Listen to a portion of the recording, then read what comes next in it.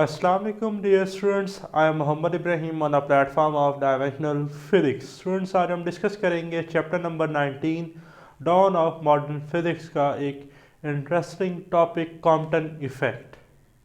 Students, Compton effect जो है ये एक एविडेंस है कि लाइट हैव पार्टिकल नेचर। इससे पहले स्टूडेंट हमने फोटो इलेक्ट्रिक इफेक्ट में डिस्कस किया कि light has particle nature.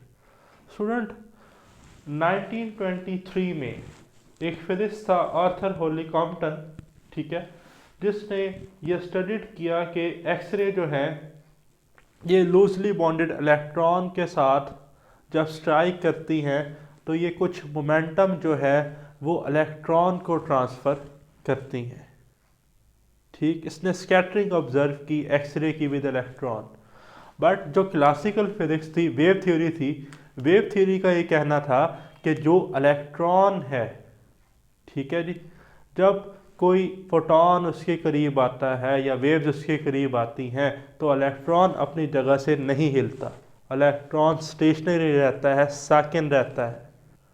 But 1923 में आर्थर होली कॉम्पटन ने ये प्रूव कर दिया कि लाइट जो है वो पार्टिकल नेचर भी रखती है, क्योंकि वो अपना कुछ मोमेंटम जो है वो इलेक्ट्रॉन को क्या करती है जी, ट्रांसफ़र करती है। जैसा कि हमने फर्स्ट ईयर में टॉपिक पढ़ा था elastic equilibrium in one dimension. दो बॉल थी, डिफरेंट मैसेज की थी या सेम मैसेज की थी, कोलाइड करती थी। सेम मैसेज की थी तो एक रेस्ट पर थी, मान लें ये रेस्ट पर है, ये मूव कर रही है, तो ये आती थी, इसे अपना मोमेंटम ट्रांसफ़र कर देती थी, ये मूव करना शुरू हो जाती थी, और फर्स्ट वाली जो है वो किस में आ जाती थी, रेस्ट में। और इसी बात पर कॉम्पटन को जो है जी वो नोबेल प्राइज़ भी मिला। तो स्टूडेंट, जैसा कि मैंने बताया 1923 में आर्थर होली कॉम्पटन जो है ये स्टडीड कर रहा था scattering of X ray by loosely bonded electron from a graphite target, ठीक है। तो उसने क्या ऑब्जर्व किया, इसने ऑब्जर्व किया कि the phenomena of change of wavelength of x ray photon after collision with electron. इसने ऑब्जर्व किया कि जब फोटोन आया एक्सरे का और इलेक्ट्रॉन से जाकर हिट किया, कोलाइड किया, तो जो मोमेंटम था इंसिडेंट फोटोन का वो कुछ ट्रांसफ़र हुआ इलेक्ट्रॉन के पास, तो जो स्कैटर्ड फोटोन था उसका मोमेंटम कम हो गया। Mean momentum of incident photon is greater than the momentum of scattered photon.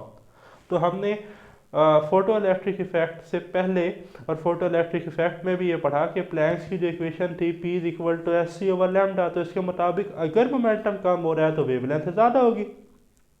तो इंसिडेंट का मोमेंटम ज़्यादा था एज कम्पेयर टू स्कैटर्ड थे, तो स्कैटर्ड का मोमेंटम कम है तो स्कैटर्ड की वेवलेंथ ज़्यादा होगी। तो जब स्कैटर्ड की वेवलेंथ ज़्यादा होगी तो उसने कहा कि स्कैटर्ड फोटोन की वेवलेंथ जो है वो ज़्यादा है इंसिडेंट फोटोन से, और इसी फेनोमेना को हम क्या कहते हैं जी, कॉम्पटन इफेक्ट।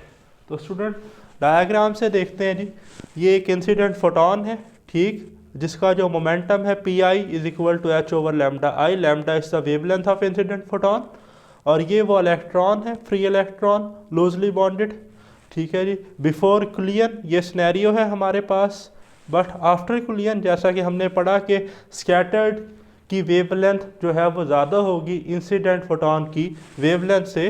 तो देखें आफ्टर कोलिजन क्या हुआ, ये जो हमारे पास फोटोन था इसने जाकर इस इलेक्ट्रॉन को हिट किया, कुछ मोमेंटम इसे ट्रांसफ़र किया और कुछ मोमेंटम फोटोन का वापस रह गया।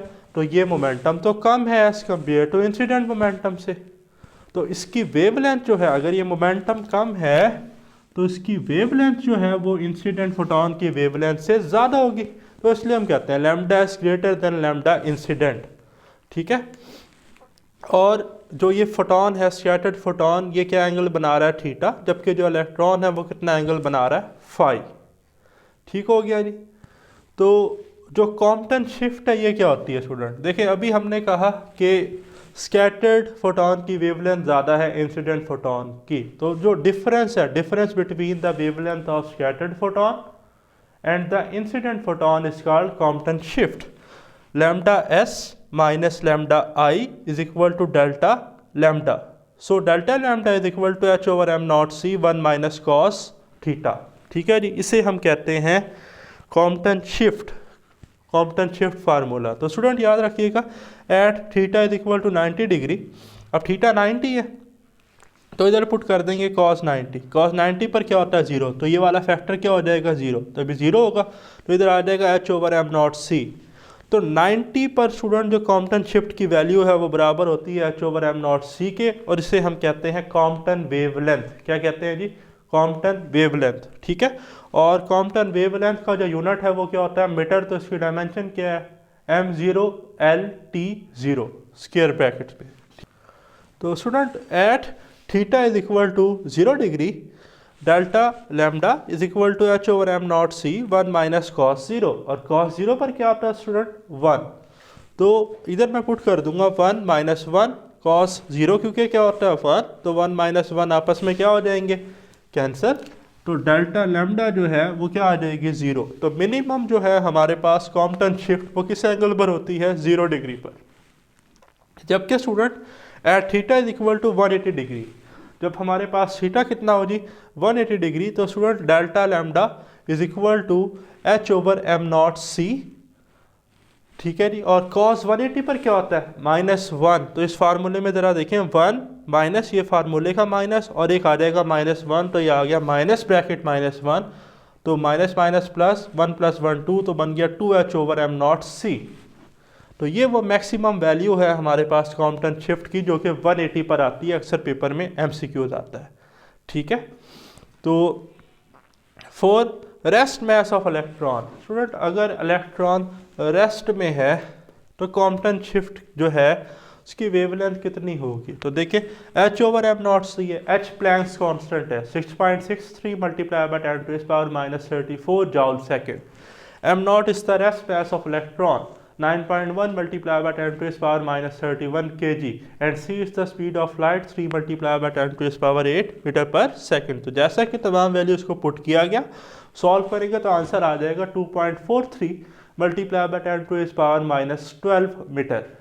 ठीक है जी, तो ये कॉम्पटन शिफ्ट है जी रेस्ट मैस इलेक्ट्रॉन के लिए, और ये इस बात का एविडेंस है कि लाइट की जो नेचर होती है वो पार्टिकल नेचर होती है। ठीक, तो इसी बात पर कॉम्पटन को नोबेल प्राइज़ मिला 1927 में। तो स्टूडेंट अगर आपका स्टिल इस टॉपिक से रिलेटेड कोई क्वेश्चन है तो कमेंट्स में ज़रूर डिस्कस कीजिएगा। अल्लाह हाफिज़।